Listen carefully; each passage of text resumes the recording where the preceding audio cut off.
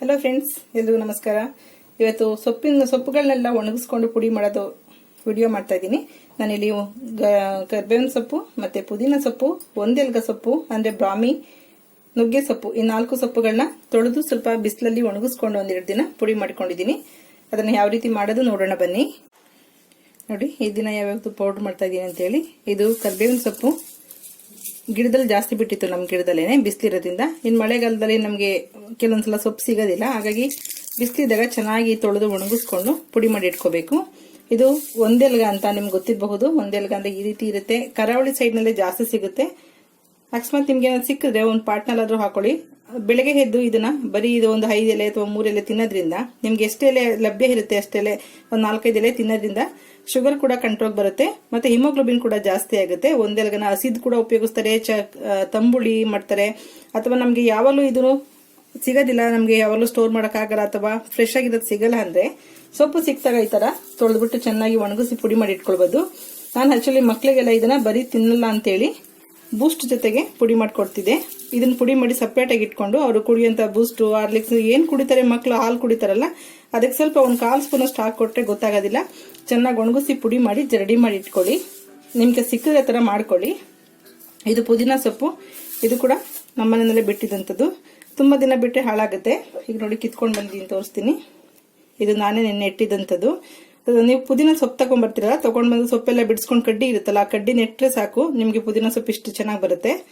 ನೋಡಿ, ಇದು ಮನೆದು, ತುಂಬಾನೇ ಒಳ್ಳೆ ಸ್ಮೆಲ್ ಇರುತ್ತೆ. ಕರ್ಬೇವು ಕೂಡ ಮನೆದೇನೆ, ಗಿಡ ಹಾಕಿರೋಂಥದ್ದು. ಮತ್ತಿದು ನುಗ್ಗೆ ಸೊಪ್ಪು. ಅಮ್ಮ ಸ್ವಲ್ಪ ಜಾಸ್ತಿ ಕೊಟ್ಟು ಕಳಿಸಿದ್ರು. ನನ್ಗೆ ನುಗ್ಗೆ ಸೊಪ್ಪು ಸ್ವಲ್ಪ ಕಡಿಮೆ ಸಿಗೋದು, ಜಾಸ್ತಿ ಸಿಗೋದಿಲ್ಲ. ಹಾಗಾಗಿ ಅದನ್ನ ಕೂಡ ತೊಳೆದ್ಬಿಟ್ಟು ಒಣಗಿಸಿಟ್ಕೊಂಡಿದ್ದೀನಿ. ಇದನ್ನ ಕೂಡ ಪುಡಿ ಮಾಡಿ ಬಿಸಿಲಿನಲ್ಲಿ ನೆನೆಸಿ ಒಂದು 5 ನಿಮಿಷ ಬಿಟ್ಟು, ಈ ಪುಡಿನ ಬಿಸಿಲಿಗೆ ಹಾಕಿ ನೆನೆಸಿ ಒಂದು 5 ನಿಮಿಷ ಬಿಟ್ಟು ಕುಡಿಯೋದ್ರಿಂದ ನಮಗೆ BP ಕೂಡ ಕಂಟ್ರೋಲ್ ಬರುತ್ತೆ.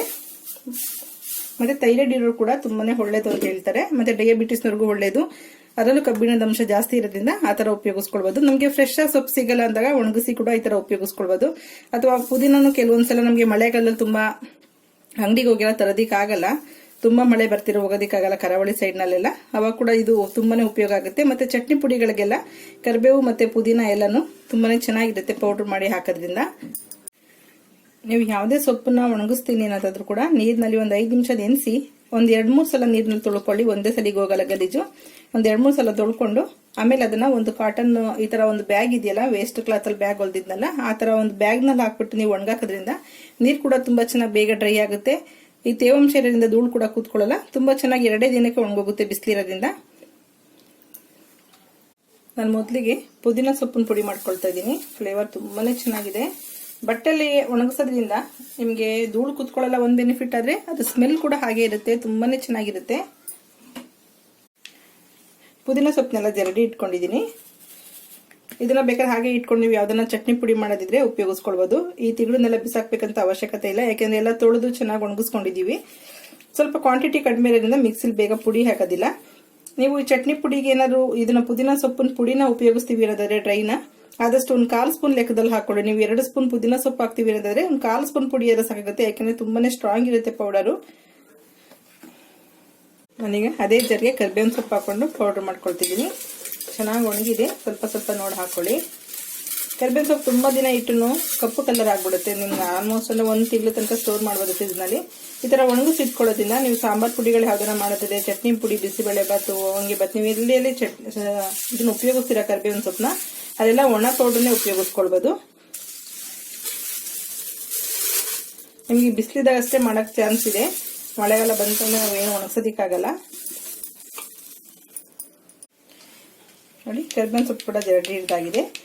ಕರ್ಬೇವಿನ ಸೊಪ್ಪುಗಳು ಸ್ವಲ್ಪ ಲೈಟ್ ವೆಯ್ಟ್ ಇರೋದ್ರಿಂದ ಮಿಕ್ಸಿ ಜಾರ್ಗೆ ಅಷ್ಟು ಚೆನ್ನಾಗಿ ಸಿಗಲ್ಲ. ನೀವು ಇದು ಮಿಕ್ಕಿರಂತದನ್ನ ನೀವು ಪುಳಿಯೋಗರೆ, ಬಿಸಿಬೇಳೆ ಬಾತ್ ಪೌಡರ್ ಏನಾದ್ರು ಮಾಡಿದ್ರೆ ಅಥವಾ ಚಟ್ನಿ ಪುಡಿ ಮಾಡಿದ್ರೆ ಈ ತಿಂಗಳನ್ನ ಉಪಯೋಗಿಸ್ಕೊಳ್ಳಿ. ಇದನ್ನ ಸ್ಟೋರ್ ಮಾಡಿ ಇಟ್ಕೊಳ್ಳಿ. ನಿಮ್ಗೆ ಯಾವಾಗ ಎಂತಕ್ಕೆ ಬೇಕಾದ್ರೂ ಉಪಯೋಗಿಸ್ಕೊಳ್ಬಹುದು, ರೆಡಿ ಇರುತ್ತೆ. ಎಷ್ಟೊಂದು ಘಮ ಘಮ ಅಂತಿದೆ, ತುಂಬಾನೇ ಚೆನ್ನಾಗಿರುತ್ತೆ. ನೀವು ಕೊಬ್ಬರಿ ಎಣ್ಣೆಗೆ ಹಾಕಿ ಕುದಿಸಿ ಕೂಡ ನೀವು ಕೂದಲಿಗೆ ಹಾಕೊಳ್ಬಹುದು, ಅಥವಾ ಅಡುಗೆಗಳಲ್ಲಿ ಕೂಡ ಉಪಯೋಗಿಸ್ಕೊಳ್ಬಹುದು. ಈಗ ಒಂದೆಲ್ಗ ಸೊಪ್ಪು ಹಾಕೊಳ್ತಿದ್ದೀನಿ. ಇದು ಸ್ವಲ್ಪ ಹಂಗೆ ಉದ್ದುದ್ದ ಕಡ್ಡಿನೇ ಒಣಗಾಕಿದ್ದೀನಿ, ಹಾಗಾಗಿ ಈ ತರ ಇದೆ. ಆದಷ್ಟು ಸೊಪ್ಪುಗಳನ್ನ ಪುಡಿ ಮಾಡೋದಿದ್ರೆ ನೀವು ಬಿಸಿಲಿನ ತಂದ ತಕ್ಷಣನೇ ಪುಡಿ ಮಾಡ್ಕೋಬೇಕು. ಸ್ವಲ್ಪ ಹೊತ್ತು ಬಿಟ್ಬಿಟ್ಟು ಪೂರ್ತಿ ನಿಮಗೆ ಮತ್ತೆ ನಾರ್ ತರ ಹಾಕ್ಬಿಡುತ್ತೆ. ಸ್ವಲ್ಪ ಲೈಟ್ ವೆಯ್ಟ್ ಇರೋದ್ರಿಂದ ನೋಡ್ಕೊಂಡು ಪುಡಿ ಮಾಡಿ. ಸ್ವಲ್ಪ ಇದು ದಪ್ಪ ದಪ್ಪ ಪುಡಿ ಆದ ತಕ್ಷಣ ಬೇಕಾದ್ರೆ ಸಣ್ಣ ಜಾರ್ನಲ್ಲಿ ಕೂಡ ಮತ್ತೆ ಪುಡಿ ಮಾಡ್ಕೊಳ್ಬೋದು. ಇದು ನೋಡಿ ಒಂದೆಲಗ ಪೌಡರು. ಇದು ತುಂಬಾ ನಾರಿನಂಶ ಇರುತ್ತೆ, ಹಾಗಾಗಿ ಸ್ವಲ್ಪ ಕಡ್ಡಿ ಕಡ್ಡಿ ತರ ಇದೆ. ಇದನ್ನ ಮತ್ತೆ ಮಿಕ್ಸಿಗೆ ಹಾಕೊಳ್ತೀನಿ. ಇಲ್ಲ ಅಂದ್ರೆ ಇದನ್ನ ಹಿಂಗೆ ಸ್ಟೋರ್ ಮಾಡ್ಕೊಂಡು ನೀವು, ನಾನು ಸಾಮಾನ್ಯವಾಗಿ ಇದನ್ನ ಒಂದು ಪ್ರೋಟೀನ್ ಪೌಡರ್ ಮಾಡ್ಕೊಂಡಿದ್ದೀನಿ ಮನೇಲಿ ಎಲ್ಲರೂ ಕುಡಿಯೋದಕ್ಕೆ ಅಂತೇಳಿ. ಆ ಪೌಡರ್ ನಲ್ಲಿ ಸ್ವಲ್ಪ ಮಿಕ್ಸ್ ಮಾಡಿ ಇಟ್ಕೊಳ್ತೀನಿ. ಪೌಡರ್ ಕುಡಿಬೇಕಾದಾಗ ಇದು ಕೂಡ ನಮ್ಗೆ ದೇಹದೊಳಗಡೆ ಹೋಗುತ್ತೆ. ತುಂಬಾನೇ ಚೆನ್ನಾಗಿರುತ್ತೆ ಇದ್ರದ್ದು. ಹಾಗೆ ಕೊಟ್ಟರೆ ಸ್ವಲ್ಪ ಇದ್ರದ್ದು ಟೇಸ್ಟ್ ಸ್ಮೆಲ್ ಕೆಲವ್ರಿಗೆ ಇಷ್ಟ ಆಗಲ್ಲ, ಹಾಗೆ ಕೊಟ್ಟರೆ ಕುಡಿಯೋದಿಕ್ಕಾಗಲ್ಲ. ಹಾಗಾಗಿ ಬೇರೆ ಯಾವ್ದನ್ನ ಒಂದ್ರಲ್ಲಿ ಕುಡಿಯೋದ್ರಲ್ಲಿ ಮಿಕ್ಸ್ ಮಾಡ್ಬೋದು. ನಾನು ಯಾವ್ದನ್ನ ಡ್ರೈ ಫ್ರೂಟ್ಸ್ ಲಡ್ಡುಗಳು, ಶೇಂಗಾ ಉಂಡೆ ಲಡ್ಡು ಏನಾದ್ರು ಮಾಡಿದ್ರೆ ಅದು ಕೂಡ ಇದನ್ನ ಮಿಕ್ಸ್ ಮಾಡ್ಕೊಳ್ತೀನಿ. ನಮ್ಗೆ ತಿನ್ನೋದಿಕ್ಕಷ್ಟೇ ಇದು ಹೊಟ್ಟೆ ಒಳಗಡೆ ಹೋಗ್ಬೇಕು. ಅದನ್ನ ಯಾವ ರೀತಿ ಉಪಯೋಗಿಸ್ಕೋತೀವಿ ಅದು ನಮ್ ಕ್ರಿಯೇಟಿವಿಟಿಗೆ ಬಿಟ್ಟಿದ್ದು. ಹಾಗಾಗಿ ಸ್ವೀಟ್ ಏನಾದ್ರು ಮಾಡಿದ್ರೆ ಲಡ್ಡುಗಳೆಲ್ಲ ಅದ್ರಲ್ಲಿ ಸ್ವಲ್ಪ ಮಿಕ್ಸ್ ಮಾಡ್ಕೊಳ್ತೀನಿ ಇದನ್ನ. ಈಗ ಒಂದೆಲಗ ಪುಡಿ ಕೂಡ ರೆಡಿಯಾಗಿ. ಕೊನೆಯದಾಗಿ ನುಗ್ಗೆ ಸೊಪ್ಪಿದೆ. ನುಗ್ಗೆ ಸೊಪ್ಪು ಕೂಡ ಹೀಗೆ ತೊಳೆದ್ಬಿಟ್ಟು ಚೆನ್ನಾಗಿ ನೀರಿನಲ್ಲಿ ಆಮೇಲೆ ಬಟ್ಟೆನಲ್ಲಿ ಹಾಕಿ ಒಣಗಿಸ್ಕೊಳ್ಳಿ. ಇದ್ರ ಪೌಡರ್ ಕೂಡ ತುಂಬಾ ಚೆನ್ನಾಗಿರುತ್ತೆ. ತುಂಬಾ ತಿನ್ನೋದಿಕ್ಕಾಗಲ್ಲ. ನೀವು ಎಗ್ ಬುರ್ಜಿ ಏನಾದ್ರು ಮಾಡೋದಿದ್ರೆ 1-2 ಸ್ಪೂನ್ ಅಷ್ಟು ಈ ಪುಡಿ ಕೂಡ ಹಾಕೊಳ್ಬಹುದು, ಟೇಸ್ಟ್ ಚೆನ್ನಾಗಿರುತ್ತೆ.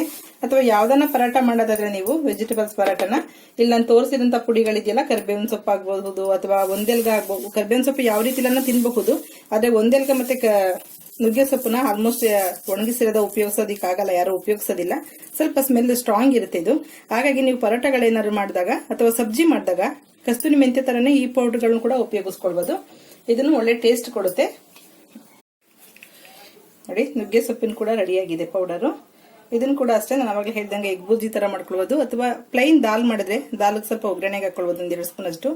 ನೀವು ಯಾವ ರೀತಿ ತಿಂತೀರಾ ಅದು ನಿಮಗ್ ಬಿಟ್ಟಿದ್ದು. ಅಥವಾ ಡೈಲಿ ಉಪಯೋಗಿಸ್ತೀನಿ ಅಂತಂದ್ರೆ ಬಿಸಿ ಬಿಸಿ ನೀರಿಗೆ ಸ್ವಲ್ಪ ಗ್ರೀನ್ ಟೀ ಮಾಡ್ಕೊಳ್ಳೋ ತರನೇ ಇದನ್ನ ಕೂಡ ಹಾಕಿ 10 ನಿಮಿಷ ಬಿಟ್ಟು ಜೇನುತುಪ್ಪ ಮಿಕ್ಸ್ ಮಾಡ್ಕೊಂಡು ಕುಡಿಬಹುದು. ಅದು ಕೂಡ ತುಂಬಾನೇ ಚೆನ್ನಾಗಿರುತ್ತೆ. ನಿಮ್ಗೆ ಪುಡಿಗಳು ಮಾಡಿದ್ಮೇಲೆ ಕೂಡ ಕನ್ಫ್ಯೂಸ್ ಆದ್ರೆ ಸ್ವಲ್ಪ ಸ್ಮೆಲ್ ನೋಡಿ, ಸ್ಮೆಲ್ ಅಲ್ಲಿ ಗೊತ್ತಾಗ್ಬಿಡುತ್ತೆ ನಿಮ್ಗೆ ಯಾವ ಪುಡಿ ಅಂತೇಳಿ. ಕರ್ಬೇವಿನ ಸೊಪ್ಪು ಅಂತೂ ಒಳ್ಳೆ ಫ್ಲೇವರ್ ಬರುತ್ತೆ. ಇದು ಸ್ವಲ್ಪ ನುಗ್ಗೆ ಸೊಪ್ಪು ಅದೇ ಫ್ಲೇವರ್ ಬಿಡುತ್ತೆ. ಒಂದೆಲ್ಗ ಕೂಡ ಗೊತ್ತಾಗ್ಬಿಡುತ್ತೆ ನಿಮ್ಗೆ. ಪುದೀನ ಅಂತೂ ಒಳ್ಳೆ ಅರೋಮ ಇರೋದ್ರಿಂದ ಇದು ಕೂಡ ಸ್ವಲ್ಪ ಕಡ್ಡಿ ಕಡ್ಡಿನೂ ಇರುತ್ತೆ, ಅದು ಗೊತ್ತಾಗ್ಬಿಡುತ್ತೆ. ನೋಡಿ, ನಿಮ್ಗೆ ಕಲರ್ ಕೂಡ ಚೇಂಜ್ ಆಗುತ್ತೆ, ಅದ್ರಲ್ಲೂ ಕೂಡ ಐಡೆಂಟಿಫೈ ಮಾಡಬಹುದು. ಅಥವಾ ನಿಮ್ಗೆ ಗೊತ್ತಾಗ್ಲಿಲ್ಲ ಅಂದ್ರೆ ನೀವು ಪುಡಿ ಮಾಡಿದ ತಕ್ಷಣನೇ ಏನಾದ್ರು ಒಂದು ನೇಮ್ ಬರೆದು ಇಟ್ಬಿಡಿ, ಅಥವಾ ಏನಾದ್ರು ಅದಕ್ಕೆ ಸಿಂಬಲ್ ಒಂದು ಲೀಫ್ ಏನಾದ್ರು ಇಟ್ಬಿಟ್ರೆ ನಿಮ್ಗೆ ಅದದ್ದು ಸೊಪ್ಪು ಅಂತ ಗೊತ್ತಾಗುತ್ತೆ. ನೀವು ಸ್ಟೋರ್ ಮಾಡ್ಬೇಕಾದಷ್ಟೇ ಜಿಪ್ಲಾ ಕವರ್ ಅಥವಾ ಏನಾರನ್ನ ಹಾಕಿ ಹೊರಗಡೆ ಕೂಡ ಇಡೋದಿದ್ರೆ ಇಡ್ಬೋದು, ಫ್ರಿಜ್ ನಲ್ಲಿ ಕೂಡ ಇಡಬಹುದು. ನೀವು ಇಡೋದಿದ್ರೆ ಒಂದು ಪೇಪರ್ ನಲ್ಲಿ ಹೆಸರು ಬರೆದ್ಬಿಟ್ಟು ಅದಕ್ಕೆ ಹಾಕ್ಬಿಟ್ಟು ಇಟ್ಕೊಳ್ಳಿ. ಸ್ವಲ್ಪ ದಿನ ಆದ್ಮೇಲೆ ಎಲ್ಲ ನೋಡೋದಿಕ್ಕೆ ಒಂದೇ ಕಲರ್ ಕಾಣ್ತಾ ಇದೆ, ನಿಮ್ಗೆ ಕನ್ಫ್ಯೂಸ್ ಆಗುತ್ತೆ ಯಾವುದು ಅಂತೇಳಿ.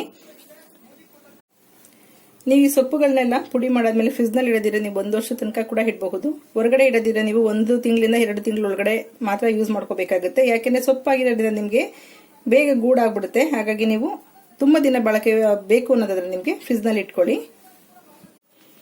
ನಿಮ್ಗೆ ಪುಡಿಗಳೆಲ್ಲ ಒಂದೇ ತರ ಕಾಣೋದ್ರಿಂದ ಫ್ರಿಜ್ಗೆ ಇಡ್ಲಿ ಅಥವಾ ಹೊರಗಡೆನೆ ಇಡ್ಲಿ, ಒಂದ್ ಸ್ವಲ್ಪ ದಿನ ಆದ ತಕ್ಷಣ ನಿಮ್ಗೆ ಕನ್ಫ್ಯೂಸ್ ಆಗುತ್ತೆ. ಸ್ಮೆಲ್ ಕೂಡ ಕೆಲವೊಂದು ಸ್ವಲ್ಪ ದಿನ ಆದ್ಮೇಲೆ ಸ್ಮೆಲ್ ಕೂಡ ಇಲ್ಲ ಅನ್ನೋದಾದ್ರೆ ನಿಮ್ಗೆ ಪುಡಿ ಐಡೆಂಟಿಫೈ ಮಾಡಕ್ ಗೊತ್ತಾಗಲ್ಲ. ಅಂದ್ರೆ ಈ ತರ ನಾನು ಎಲ್ಲಾ ಪುಡಿಗಳು ಯಾವ್ದನ್ನೇ ಇಡ್ಲಿ, ಬಿಸಿಬೇಳೆ ಬಾತು, ವಾಂಗಿ ಬಾತು ಪೌಡರ್ ಆಗ್ಲಿ, ಸೊಪ್ಪಿನ ಪೌಡರ್ಗಳಾಗ್ಲಿ, ಯಾವುದೇ ಪುಡಿ ಮಾಡಿದ ತಕ್ಷಣ ಫಸ್ಟ್ ಅದ್ರ ಏನ್ ಹೆಸರು ಅಂತ ಬರೆದ್ಬಿಟ್ಟು ಒಂದ್ ಪೇಪರ್ ನಲ್ಲಿ ಈ ತರ ಹಾಕ್ಬಿಟ್ಟು ಲಾಕ್ ಮಾಡ್ಬಿಟ್ಟು ಜಿಪ್ಲಾ ಕವರ್ ನಲ್ಲಿ ಎತ್ತಿಟ್ಕೊಳ್ತೀನಿ. ನಿಮ್ಗೆ ಪುಡಿ ಎಷ್ಟು ದಿನ ಬಿಟ್ಕೊಂಡು ತೆಗೆದ್ರು ಕೂಡ ಇಮಿಡಿಯೇಟ್ ಗೊತ್ತಾಗುತ್ತೆ ಏನ್ರ ಪುಡಿ ಅಂತೇಳಿ. ಈ ತರ ಕೂಡ ನೀವು ಮಾಡ್ಕೊಳ್ಬಹುದು.